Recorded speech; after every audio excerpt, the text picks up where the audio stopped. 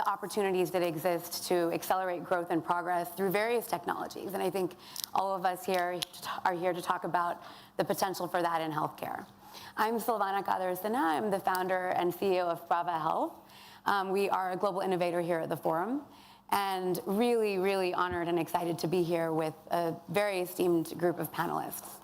I'll just quickly introduce them. To my left, we have the Honorable Paula Ingemeyer, who is the Minister of ICT and Innovation from Rwanda. Next to her, we have Stefan Bancel, who is the Chief Executive Officer of Moderna Therapeutics. Then we have Mazen Darwaze, who is the Executive Vice Chairman and President of Hikma Pharmaceuticals. And last but not least, we have Dr. Shamsir Vayalil, the founder and chairman of Burjeel Holdings. We could have a round of applause for everyone.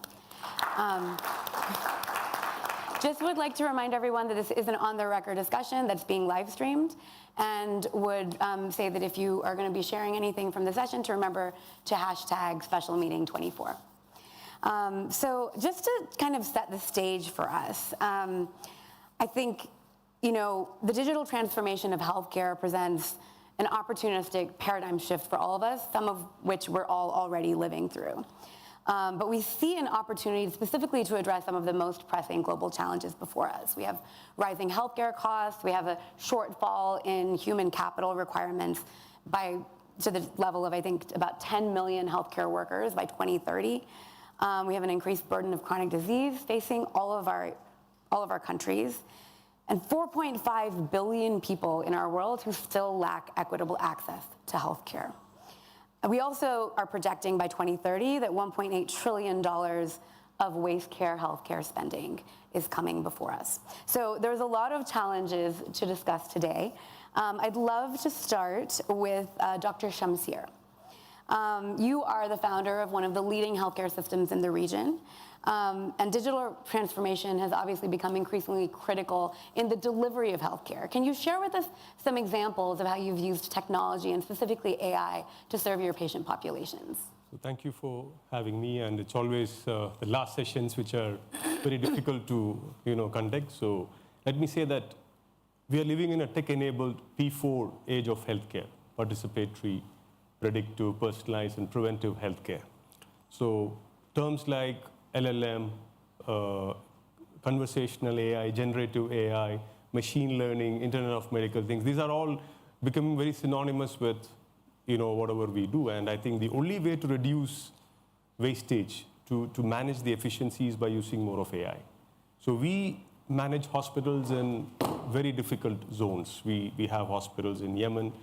We manage hospitals in Somalia, Chad Republic, where definitely there is a problem in communication. So again, one thing that is helping us a lot is use of things like telemedicine, teleradiology. The problem is the difficulty in having access to internet. So for us, it's about reducing the haves and have-nots in healthcare.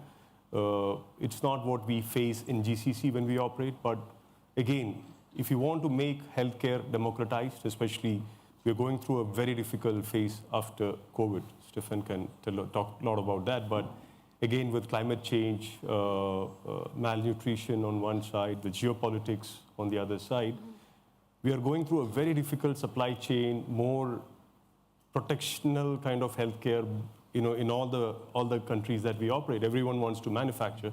So I think there needs to be a global healthcare strategy where we need to overcome the challenges that we're going to face with manpower, challenges that we're going to face with the supply chain, or whatever we require. So I think we need to pull up the gear and have more conversations like this, and point towards a break, rather than a break-fix model. We want to prevent and predict models. So I think we need to use a lot of AI, data, and then comes the question of data privacy, collecting the right sort of data sets. We don't want another Watson. When it came, it was so much of hype around it, but we failed. So I think it's not the amount of money that we need to put into this, but it's, again, improving the efficiency, improving the productivity as well, and the trust needs to be built, both by the patients and by the doctors. So I think we are in a very much of an inflection point right now. Right. No, I love that point on trust. I think where my company operates in Bangladesh, trust is one of the biggest issues we face. And I think that trust gap makes it challenging for our patient population sometimes to even trust the technologies. How do you guys deal with that in the So we countries need where you to do a operate? lot of education around how and what we need to use, and we need to be very focused. We don't want to get into an hallucinating mode where people start getting worried about, if it's from the physicians, the first question is, can we do without the physicians? And we always say that the outcomes can be better, and the physicians can be much better utilized if we have the right tools. So we always place it always with a human element. And if it comes to the patients, it's going to enhance their experience. Because patients want a lot more than what they used to ask for. Especially after COVID, they're very much aware of what is going on, and there's a lot of awareness that has happened. So it's always about the right communication, the right positioning of what we're going to use. And there's a lot of scaremongering happening on the social media space. So we need to have a policy of how to prevent and move forward. Thank you. Well, we'll definitely come back to you. For Minister Ingebeyer, we've talked a little bit about what we think healthcare will look like in the future, and you are doing some really incredible experiments in Rwanda. Can you share some examples of how you've worked with digital health to improve access to care for your countrymen? Thank you. So maybe I'll start by saying the way we look at technology in Rwanda is really as an enabler. And so the way we deploy technology is also focused on what are the objectives of each sector or industry, and how do we use technology to support those different objectives and ambitions. So particularly for healthcare, we were coming from the backdrop that through the community-based health insurance program, we've been able to provide universal healthcare coverage for all our citizens, which means that they can access healthcare services in a much more convenient and easy manner. Now, for our healthcare ecosystem, there were 4 objectives. One of them was strengthening primary healthcare system. And so this is from the hospitals to the health posts, all the way to the community health workers, who are the very last mile providers of primary healthcare services, particularly around malnutrition, malaria, and very specific issues. And so here, what we needed to do was to figure out what tools do we provide to these different layers of the healthcare value chain to support productivity within the healthcare ecosystem, but also to reduce on the rising cost of healthcare, as you actually alluded to earlier, as we started this conversation. And so when we started even with basic tools where these community health workers had a phone, they were able to send messages to the people within their communities and follow up on them. And today what we're doing, thanks to the emergence of AI and GPT, is we're developing a GPT-4, integrating GPT-4 with a Kinyarwanda English translation solution that will enable our community health workers to provide better healthcare services by querying this AI model that we're putting together. Now, when it comes to the health posts and hospitals and centers that we have in place, it's really how you enable the shift from a reactive to a more proactive healthcare ecosystem, integrating data, making sure we have a unified medical record across the board, because what we had in the past few years, we'd invested in multiple systems across different healthcare providers, and so you had this fragmentation happening, and so the effort now is how do we create more integrated systems that communicate to each other, but at the end of the day, the patient is one. So there's no need to replicate their records in multiple facilities, and so the effort that is underway is to ensure that they have a unified record system. Now, the second one is how do we strengthen the healthcare workforce? Today, as a government, we've embarked on what we call the 4x4 program, which is really quadrupling our healthcare workforce in the next 4 years, by 2028. Wow. Just to provide a bit of data, today we have for each healthcare profession, they go with 1,000 patients. So that ratio is still quite big. And the idea is that by 2028, at least we have a ratio of 4 to 1,000. And so as we talk about the future of healthcare, which is largely going to be informed by and transformed by digital technologies, then the question becomes, how are we training this new crop of healthcare professionals with the new emerging technologies? Is it in AI, 3D printing, AR and VR? Because these are the kind of tools and systems that the medical ecosystem is using to really ensure that we're delivering quality healthcare services. Now, the third objective that our healthcare system also is focused on is on the development of health infrastructure to be a biomanufacturing hub, but also to be a health hub, where we're looking at specialized clinics that need to be set up, investing in innovation and research and development as we really build this healthcare ecosystem. And this is where even some of our ambitions of creating a health tech hub are really, and you did talk about the burden of disease, where we have at least non-communicable diseases accounting for 44% of death in Rwanda. And so the health tech hub that we've set up is really designed to see how we leverage technology to really respond to some of these issues that are prevalent for us. But to conclude, again, as we deploy technology, the question is always around how are we improving the patient experience, how are we improving the clinician's experience, how are we improving on population health, and also how do we reduce on the per capita cost of healthcare. And do you have any examples of ways that you've been able to influence outcomes? Yes, as I said, it's been a journey of about 24 years, because we started leveraging technology, for everything that we're doing in Rwanda since 2000. And so what we were looking at was there's so many things that we've done.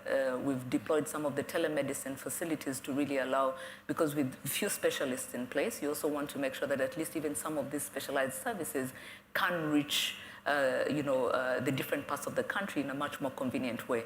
Now, in the past, it would involve having to go to different places where they need this specialized care.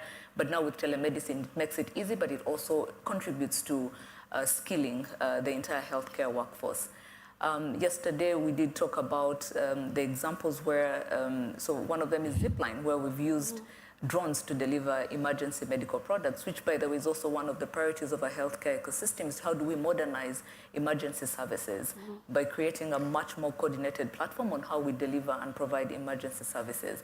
And so even for us, it was really betting on drone technology. It's in its very early years, and really understanding that for us, it had the potential of closing the gap to deliver emergency medical products in a much more efficient manner than we already had in place. And so all of these examples of how we've deployed technology in the healthcare ecosystem, and today is really what has improved the delivery of healthcare services, but has also been the backdrop upon which today we are looking to integrate better and provide a unified experience for patients across the country. Incredible. No, thank you so much for sharing that journey. I'll come to you now, Stefan. Moderna obviously was very instrumental for many of us in this room. I know I personally was the beneficiary of one of your vaccines, so thank you for your leadership. I would say in recent years, we're all very grateful as a global health community. As we look to the future, where do you see some of the biggest opportunities? You shared some of the ways that you've incorporated AI within your organization. Perhaps you can share, with us in the session before, perhaps you can share with the broader group some examples of what you're most excited about. Sure. Well, good afternoon, and thank you so much for having me on the panel. It's really exciting to be back in the kingdom and to see how it has changed and evolved. So basically, we've always been very technology-driven as a company. If you think about it, mRNA being an information molecule, since day one, we've said this is digital medicine. Right. But we give instructions to the body where you make your own medicine because your cells will read the mRNA. We have to make spike protein in the case of a COVID vaccine, or we have cancer product as treatment or rare genetic disease. So the whole fundamental technology for us is about information. Mm-hmm. And so because of that, we've always been very technology-driven to see how do we scale this information platform, mRNA, how do we scale the operating system of mRNA to maximize the number of drugs and medicines, vaccines we can make for people. Mm-hmm. And so, for example, the company has been cloud first since day one. Just the whole company has been in the cloud. And so when ChatGPT came along, in November 2022, I had the chance to play with it the whole Christmas break. And I was really blown away by what he was already doing. Mm-hmm. But trying to have a bit of scientific and technology imagination, look at how this has improved in the last, since the iPhone 1. Yeah. of a desktop, of the internet. Remember the internet I used to use as a student in 92, 93 versus the internet of 2000 versus what it is today. And so when I saw where it was already at the time, I'm like, this is going to change everything. So actually, we reached out to OpenAI and say, we need a solution where we can have all the confidential information of a company, because I can use the system and teach the world everything. And so we partnered with OpenAI to basically build a copy of the system where the information will not go back to OpenAI. And we call it MChat. We launched it in May of 2023. And the use in the company was just astonishing, how people just use the technology in incredible ways. So a couple examples to be practical. Our scientists use it to invent new lipids. So basically the system is giving us chemical formula of lipids based on what we're trying to optimize after we fed all the data over 3,000 or 4,000 experiments we have done since day one, that none of my scientists can keep in their brain. There's just too much data. We've used it in clinical development to help us, for example, define the dose. So now we are working on ChatGPT Enterprise. So we wrote a GPT to basically teach the system how to use all the data from a phase 1 and a phase 2 and all the other vaccines with real-world evidence data to help us assess what should be the right dose to select from the phase 1 study where you try different dose level in the clinic to pick your dose for a phase 3. That process used to last a month. Well, now the system can do it in literally around 3 minutes. And we went back and just put all the data from a previous vaccine to test it, and the data was consistently the dose that humans have selected in a month versus in 3 minutes. So if you think about what we do, all of us in clinical development, it takes us years to use data to make decisions about what do you do next. It starts when you start to think about a drug. You have scientists talking about a drug, with words, it's in their head. They have not done experiments yet, and then they do experiments in cells, in animals, they get data. Based on that data, either they do more research, or they say we're going to go to the regulators. So what do we do then? We send data to the FDA to say, can we go to the clinic with all these data sets? If they say, okay, what do? We go into the clinic. What do? We take blood sample from people and we get data. And that data again. So we're trying to use all those business processes to see how can we shrink them, how can you reinvent everything. We use it in legal. In legal, all the contracts at Moderna right now are all written by GPTs. Of course, a real lawyer reads them before they go to a counterparty, as you can imagine. But think about the time saved and how we can use our talent now to do much more interesting work than going and literally typing in a contract and then by hand changing a contract from company A to company B to adapt it. We use it in manufacturing, where we have a machine learning system that has told us new enzyme on how we make the mRNA. And because of that, we've been able to remove machines to purify the mRNA because the byproduct of the old enzyme was creating an impurity that we didn't want in the finished product. So that saves time, that reduces cost, that simplifies everything. So we started to use it everywhere. I really believe that it's going to change every business process of an enterprise. And I really believe that we're going to be able to reduce time to market. So we should go back to why do we do this? It's for the patient. Right. Which is think about just the example of a dose selection 1 month. Look, if all the Moderna drug hit the market 1 month earlier, think about the number of lives over the next 10 to 20 years. That's actually what I was going to ask you is, so if the ChatGPT technology had existed in February of 2020, how quickly do you think you could have brought the vaccine to market? So it depends, because I think we're just getting warmed up. So what I don't know, because I've been asked a few times by journalists, how much time do you think you can shrink from the average 10 years to develop a drug? And I don't know if it's 50%, 60%, 70%, because we have not mapped all of the hundreds of business processes, and we don't know yet how to use ChatGPT to reduce them in terms of time and impact. So I don't know. It would have been faster in the pandemic, but every week, literally every month, we are finding new ways to re-engineer the entire value chain of a company. And what is exciting for me is we are in the process of launching 15 new products in the next 5 years. So think about the ability we have to reduce time to market, to impact more lives, and that's what's very exciting about the use of technology for medicine. Wonderful. No, that's great examples, very, very rich experience that you've shared there. Moving on, I think, to Mazen. Hikmet, pharmaceuticals has really been a leading force for the development of digital health in the region. Where do you see the biggest opportunities in the coming 5 years in this space? And what are some of the companies in the portfolio of Hikma Ventures that you're most excited about? Hikma has two business models. The basic business model, of course, we're a generic company, which is very different than Stefan Technology. This is way advanced. But I always say there has to be someone on the ground delivering the products and going to the consumer by the end of the day, the patient. And the basic medicines that are needed have to be provided.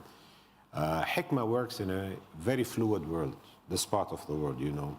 And like Shanshir said, we are today going to markets that are disrupted. I'll give you good examples of what happened during the last 2 years only. The disruptions we had in Sudan, the Yemen, the Syria crisis, the Libya. All of these have deprived our patient of getting access to medicine. But I believe our strong commitment to this part of the world and delivering the products is where we have to deliver. And we're using, for example, for immunosuppressants for kidney and liver transplant diseases.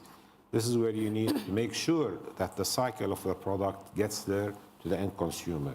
This is where we started implementing serialization on our products. So we know by the end of the day, the product for the life cycle when it starts until the patient that is using it, we make sure that's arriving there, being used at the right time. And this is where we started using technology in the actual drugs themselves.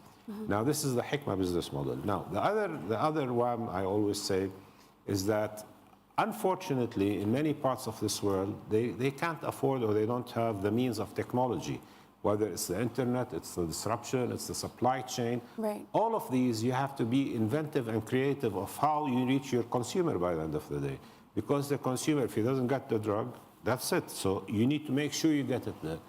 This is why also we implemented a different strategy of being local players in every market we work in. And now we have more than 23 manufacturing sites in this part of the world. Why did we do it? Because of supply chain disruption, because of making sure that they're reaching there.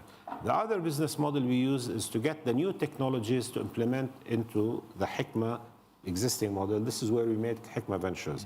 In Hikma Ventures, we go and invest in company startups, basically in the US, all over the world, China, the Middle East, platforms that will improve the technology for better healthcare. And this was very evident during COVID, for example. We witnessed in COVID how effective technology was in addressing the patients, because at that time, if you remember, there was a complete disruption between the communities of healthcare. So there was a disruption in the physical interaction. This is where we started using some of the tools, digital tools, where we were able to subscribe to our patients and doctors in remote areas like Algeria, like Morocco, like Egypt, and all of these places. Now, today, if I want to say in the Arab world where actual artificial intelligence is used in healthcare, it's still, I think, believe a buzzword. Some of the people today in the session might disagree with me. But in reality, if you want to look at the practical use of artificial intelligence, it's still very premature. It's still at the beginning. It's still in the infanthood of this part of the world. But what we have seen in the infanthood is giving us a huge promise that we can use it in a very positive manner. So if we utilize artificial intelligence in a useful manner, we can save lots of lives, and we can do much better for the well-being of this part of the world. So in a nutshell, where do I see the artificial intelligence becoming into our healthcare? We're using it in prediction medicine and genomics. We're working with Guardant now to identify the kind of cancers, the kind of enzymes that are in the cancer. Now, with this database, for the future, it will be a great mine where it could be harvested, and the Modernas of the world can use it to get access to new diseases and new genetic compositions of different parts of the world. This is where I see the interaction will be between pharma, science, and research and development companies.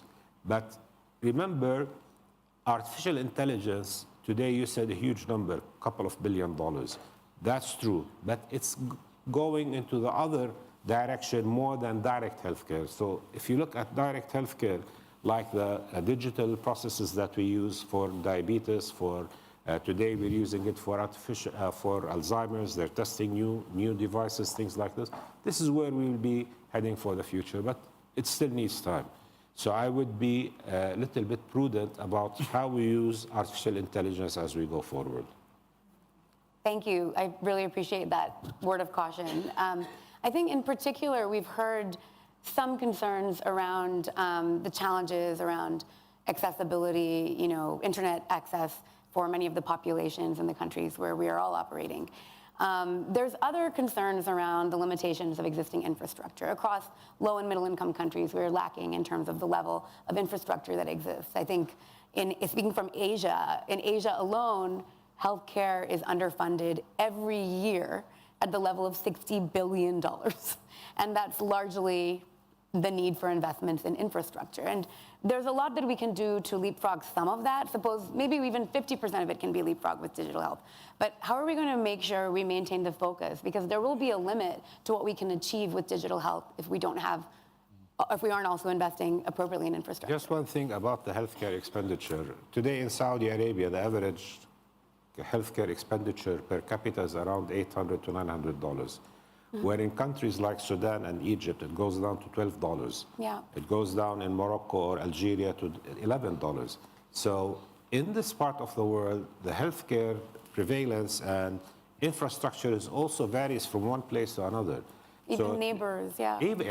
If you look today at Syria, Iraq, Lebanon, Jordan, Saudi Arabia, Qatar, even in these close proximities, the healthcare expenditure really varies from one place to another. I'm not for being in Saudi Arabia. The healthcare of Saudi Arabia has really evolved during the last, I started witnessing since I started working in '85. It has it has developed a lot. But what happened in healthcare during the last 4 or 5 years has been a quantum leap. The infrastructure, the technology that's being implemented, the new standards that the Saudi FDA is implementing. Saudi Arabia was the first country, for example, to start implementation of serialization even before the US FDA.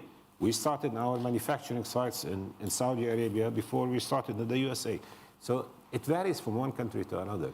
But like you said, Sina, if you go and spend on infrastructure, it varies a lot in this part of the world. And I leave it for my respectable colleagues. You're honorable, and you can talk a lot more about how things in Africa, for example.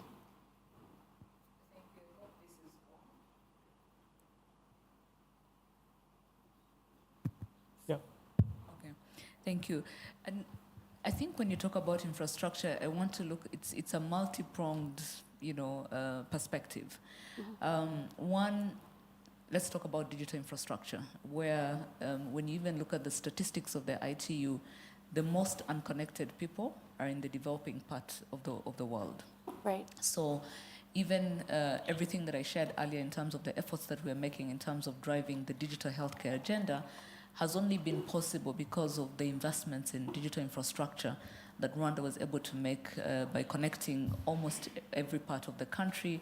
Health facilities were a key priority, schools were a key priority, and so we knew those specific places that still need to be connected given the digital ambitions that we had. However, to your point, if you don't have the right digital connectivity, let's say broadband infrastructure in place, then even the basic ways of leveraging technology to deliver better healthcare services, you'll not be able to achieve. But today, in a world where we're talking about artificial intelligence, now there's a different need of infrastructure that we need to have. You need high computing capacity and infrastructure to have in place if you're building all these models, building them for the different healthcare use cases. And that's still a gap that needs to also be addressed in terms of the investments that need to be made. Yes, you'll find alternatives where the big tech companies have been able to, invest in cloud infrastructure, allowing for access for especially the smaller countries that are not yet able to invest in this infrastructure. However, to your point, this is where, again, the role of technology is able to bridge the infrastructure gaps. Remember the story I told about Zipline? The bigger question or the bigger challenge we had at the time when we started using drones to deliver medical products was the road infrastructure that was not in great shape. There was still investments to be made countrywide to ensure that we have proper road infrastructure and network to deliver these medical products in a much faster manner. But the absence of that meant that we needed to look at alternatives, such as drones, to help deliver and close that last mile delivery, especially when it came to emergency products. The other one is, and you do talk about Saudi Arabia, I think one of the concepts that we see, at least Saudi Arabia has picked on very well, is virtual hospitals. Now, the reality is that to be able to deliver healthcare services, what you're looking at as a metric is how do I have the nearest physical healthcare facility that maybe is within 5 minutes walking distance for the population. That requires deploying lots of infrastructure to be able to reach there. So particularly for Rwanda, even for health posts, what we've done is the approach where we are calling on to public-private partnerships to help us in terms of scaling and expanding the health posts across the country.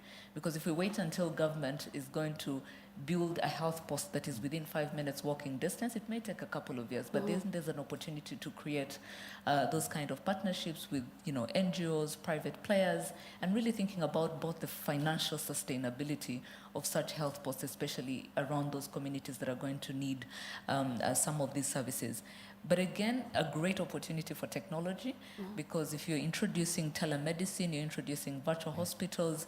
We did experiment, and this is also because Rwanda has positioned itself as a proof of concept country.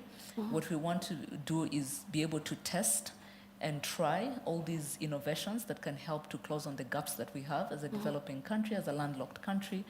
And so once we're able to test and prove these, then you're able to even scale from Rwanda, because these are challenges that are pretty much shared across different pockets of the world. And so That's great. even I remember we worked with Babylon before they started to close down in different parts. And it was a great pilot, because what it did was allowing for people to be able to call and, put in their symptoms. If there's a need to go to the nearest health facility for lab tests or prescriptions, they'll have to do that. But if they can also take prescriptions on the phone, it could also work. So all of these challenges we're talking about, there's always an opportunity, whether it's with technology, especially to see how you can close on the gap, but also to think about how you can do it in a much more sustainable manner. No, that I love the point on public-private partnerships in particular, and many of us working in digital health know the example of the great work that Babylon was able to do in partnership with your government.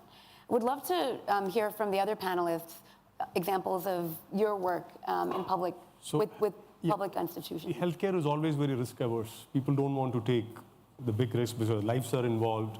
And I think the best example that we have learned at all is from COVID, right? I think we planned to take risks. We didn't know what was happening. We worked with our partners like Philips. We came up with white paper. We worked with pharma companies. So we are in 3 verticals. My company has manufacturing of generics, small one. We do trials, because most of the trials, we did a phase 3 trial for thalassemia. So the interesting part was that we realized that this population behaved differently to a drug that was tried in the US. And we were encouraged with the results. So I think a lot more genomic expressions, personalized medicine, and I think that can reduce a lot of wastage. So we are at a place where we need cross-industry collaborations. Healthcare exists in silos. We need to break the silos. We need to talk to each other. I think we don't want AI to become a bubble and disappear. And I don't think anyone can afford to have that happen. So I think this is going to happen, and probably we hope that it doesn't happen from outside of the industry. So probably we see that coming, and I think this is a solution, because every region behaves very differently. Our operating model in UAE is different from Saudi. It's completely different in Africa. So probably a large model is what we require, and scale is the problem. There's no one with scale. If you see the big operators in US, they don't exist here. Right. They all have a secret recipe. Healthcare is local. They can't scale. So I think it's very important to have a scale model. We need to do volumes. We need to analyze the data. We need to come up with one thing which fits all is going to be difficult. But again, we need to have the machine learning tools and other stuff to come in and help us to reduce the cost. Yeah. Stefan, would love to hear from you. I mean, there's obviously, during COVID, we all saw examples of crash courses in public-private collaboration.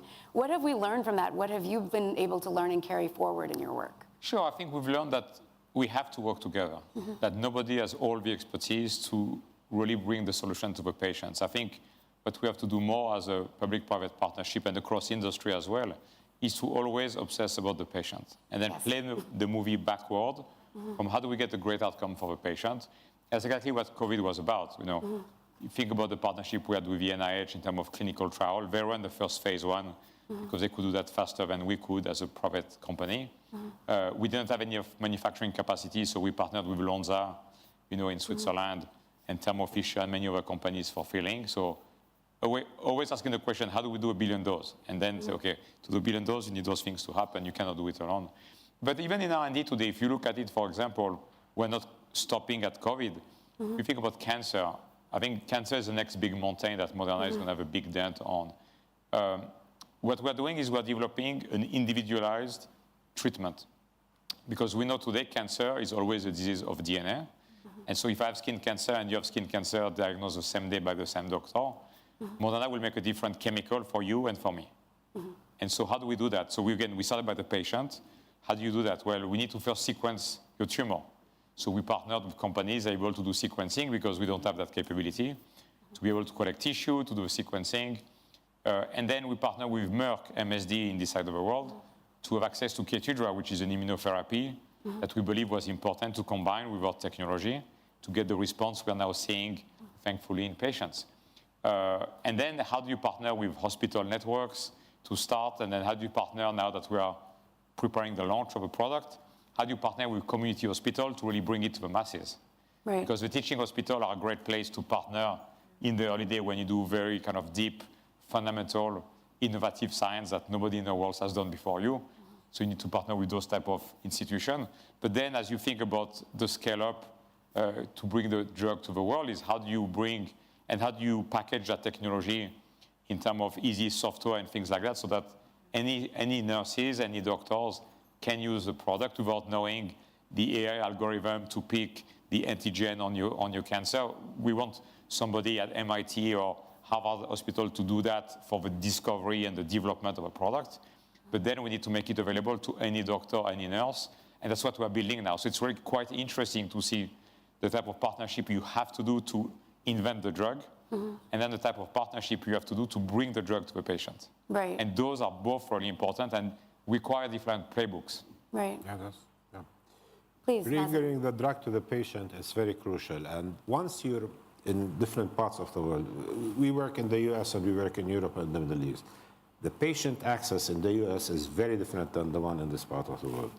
Here in this part of the world, governments, for example, they have budgets to treat cancer, let's say. And every year you have certain cases. Now, do you go to the targeted therapies where it will cost you to $10,000, $15,000 per patient? Or would you go to the basic cancer treatment where it's $500?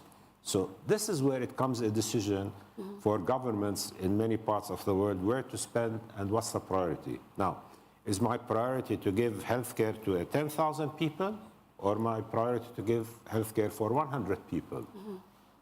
And this is where I see paradox I see it in this part of the world. There are certain markets that are acting in a very rational manner in how they're spending their resources, and there are markets that are depending on insurance, for example. This is something that's changing the pharma industry in this part of the world.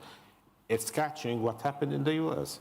For example, if you go to the US, you get the same product. For the patient, it reaches, let's say, $160. In our part of the world, it's $1. But who's paying the difference? Yeah. Right. And this is where it counts by the end of the day, how also you become intelligent in how you distribute your drug, what channels, and all of these. And artificial intelligence, by the end of the day, if we use it positively, we can save lots of life, seriously. Yes. And also reflective today, I was reflecting about the situation in this part of the world and what's going in Gaza and what's going in this miserable part of the destruction and the killing. Artificial intelligence today has been used positively for the well-being of human beings. But on the other hand, it's being used by the Israeli army now today to identify whom to kill. So artificial intelligence could be used both ways. Right. So we should be very cautious where the edge is in how we segregate how to use it in a peaceful manner and to the better being of human people by the end of the day. And I think there's another dimension that is important is if you look at healthcare today, I think it's the wrong name. It should be called sick care. Because we spend all the money, or most of the money, to take care of people that are already sick. Right. But if you think about what I think AI is going to be quite interesting is as we understand more and more how the human body works. Because if you think about it, for centuries we've been guessing. For the last 10, 20 years, for some disease, we have been still guessing. Think about brain disease, some cancer, a lot of disease we don't understand yet. But as we have technology to understand more and more diseases, I think we can go more and more into prevention. And I think the AI with the individualization of what's the food you should be eating, because you and I have different DNA. You and I grew in different parts of the world. I will guess our microbiome is very different. Yes. And because of that, we might have different foods that are good for you, but for me, and vice versa. Right. What type of exercise do you need to do? Do I need to do? We are different age, we are different sex, and so I think this is another piece that I think is going to be quite interesting because I think we have no solutions to sick care, because as you have aging population, a bigger population in the world, the health budgets are going to go crazy, and nobody can afford them. But I think if we start to use technology to think about how do you do the right prevention and customize by individuals what's the right advice you can give them almost like a partner. We need, of course, to do all the right safeguard of safety, making sure that the data is accurate, there is no hallucination. So there's still a lot of work to be done on the technology. But think about the future where we can move very much more into prevention and really true healthcare, where we make sure people stay healthy. That, I think, is a real game changer. Maybe if I can weigh in here, Sure. I think as we talk about the future of healthcare, especially with a focus on how we leverage different digital technologies to achieve that, we also must be mindful of the challenges that still exist today. I mean, when you look at the different technologies that, we've talked about AI, you can talk about wearables, 3D printing and everything. All of these are collecting data. So there's a heavy data fragmentation happening, Yes. Especially as we continuously digitize the different value chains of the healthcare ecosystem. And so the question becomes, how do we, how do we build systems that are well integrated, that can communicate to each other, that are not creating these silos, so that the insights you're getting from one system is consistent with insights you're getting from another system, because it's more or less about the same person when we're looking at the analytics that is coming out. The second one is regulatory barriers. I think typically the healthcare system is one heavily regulated industry. And so when it comes to technology, and it's very heavily regulated, then you have the challenge that scale may not be as fast as you really intend for it to happen. Technology evolves very much. The healthcare landscape, thanks to population growth and the burden of disease, is also highly evolving. So the combination of digital and healthcare and those challenges coming together also means that if you have very stringent regulatory barriers, then scale is never going to be achieved. And maybe even the benefits that we're all talking about may not, and I'm not saying we should have a very laxed way of looking at regulations. It's really finding that sweet spot of balance between how do you enable technology-enabled innovations in the healthcare ecosystem, while at the same time safeguarding the privacy, security, of the data or the systems that you're already building. You did talk about trust. I think trust is a key issue. Again, the point is, how do we build trust around these systems? And I think the conversations we have around public-private partnerships are really what would unlock for some of these challenges that we're looking at, whether it's data fragmentation, regulatory barriers, trust. How do we leverage these public-private partnerships or cooperation, global cooperation as a whole? Yeah.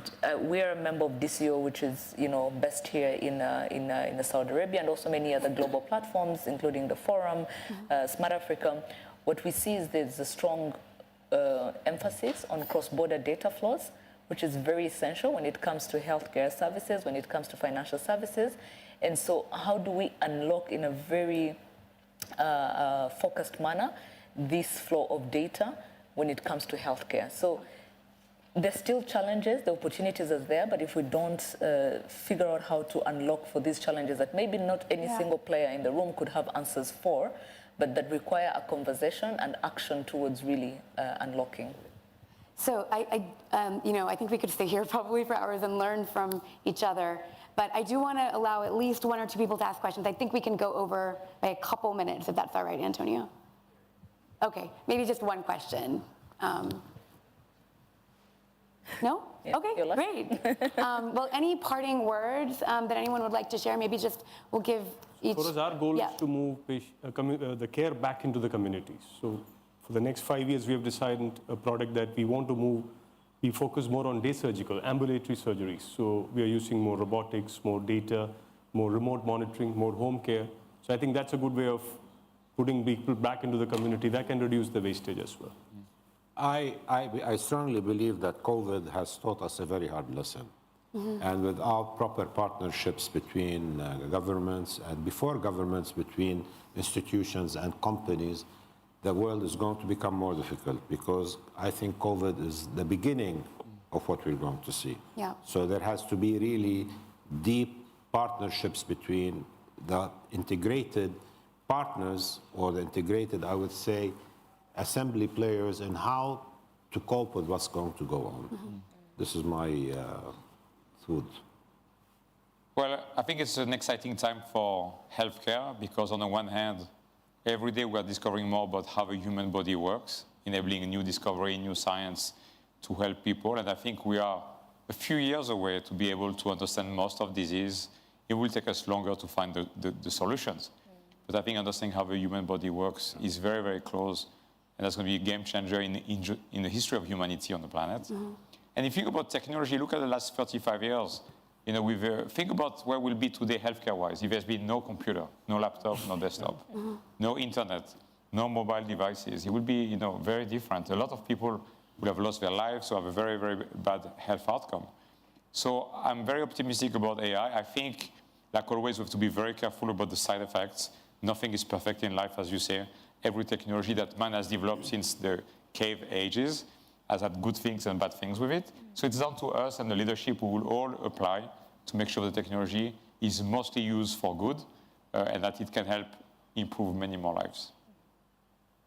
So I think for me, I did talk earlier about moving from a reactive healthcare to a proactive healthcare. I think the main thing about the future of digital healthcare should be around preventive healthcare.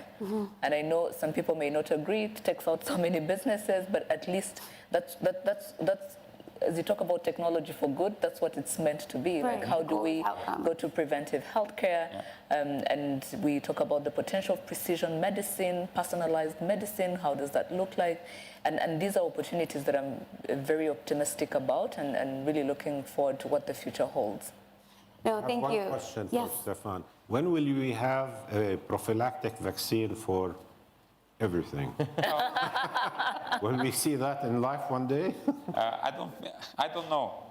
But I think there's a lot of combinations of things between technology, but also food, exercise. I think the more we understand about the body is an amazing healing machine. Yeah. And we just need to unlock that well. It's true some businesses are going to go out of business, but that's a good thing for patients. It's prophetic, right? They say every cure is within.